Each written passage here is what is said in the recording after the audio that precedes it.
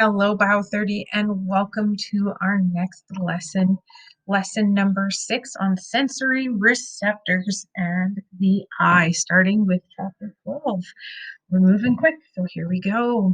Let's talk about the reflex arc again. Oh, I know you love it, the reflex arc. So here we have one showing the sensory receptor, sensory neuron, all the way into the interneuron in the spine, throughout to the motor neuron, and then out to the effector or the muscle.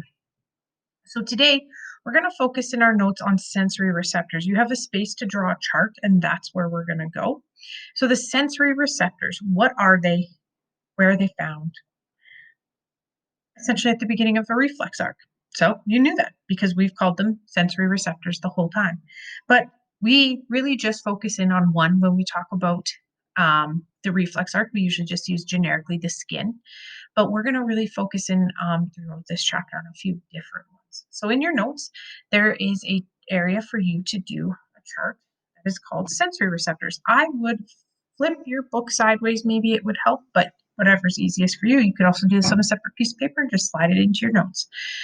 So here is the chart on sensory receptors. We have a bunch of different ones. We have photoreceptors as the first one. And this is one that we're going to focus on when we talk about the eye. So photoreceptors work with your vision, and specifically they are the rods and cones in your eye. Rods and cones are just specialized cells in your eyes that help you see light, that help you see color and help you see in the dark. We also have something called chemoreceptors. Chemoreceptors, or chemical receptors, can be found in taste, especially in your taste buds on your tongue, and in smell, in the olfactory receptors in your nose, and in your internal senses, which is things like osmoreceptors in that lovely little thing called the hypothalamus inside your brain. Osmoreceptors deal with water, osmo, like osmosis. Osmo meaning the regulation of water. So receptors saying, hey, there's not enough water. You need to trigger that you are thirsty, because remember the hypothalamus has those basic urges like hunger and thirst. Those osmoreceptors in your hypothalamus say to your body, hey, we're thirsty, drink water. You also have receptors in your carotid artery and aorta, okay, that come with this, that help with determining whether or not you have enough water flowing through your blood, okay? So those are chemoreceptors. We also have, and this one's a really big one, so you need a lot of space, mechanoreceptors. Now, mechanoreceptors can be things like touch, pressure, and pain, in which we would find those in the skin. You also have hearing, which is going to be the second part of this chapter we're going to focus on. And inside your ear, way down on the inner ear, inside in a thing called the cochlea, you have these things called hair cells.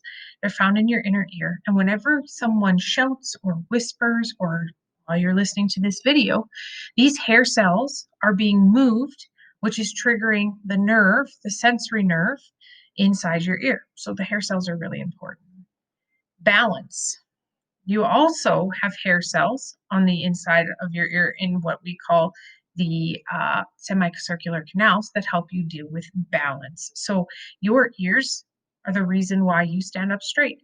And if you turn your head side to side, okay, and you try to walk in the opposite direction, it's hard because your ears are what actually helps you with balance.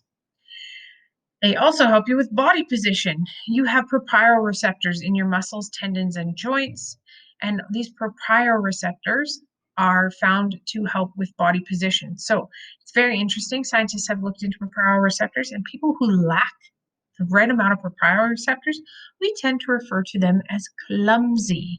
And that is because their body doesn't actually have enough receptors to recognize what their body is doing sometimes. And we would think of them as clumsy because they fall, they trip, they run into things, and it could be due to a lack of proprioreceptors.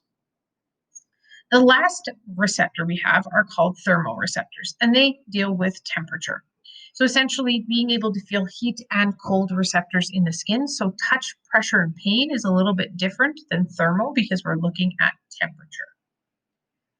So these are all of the different types of sensory receptors you have in your body and all the areas they may be found. We're going to focus specifically in Bio 30 on photoreceptors and on hearing, all right, so your ears. But it's important to understand that there are many different ones like smell, olfactory taste buds, being able to taste things on your tongue, okay? Osmoreceptors. These are all really, really important ones that we just don't go into a ton of information about. So please make sure you have this chart in your notes.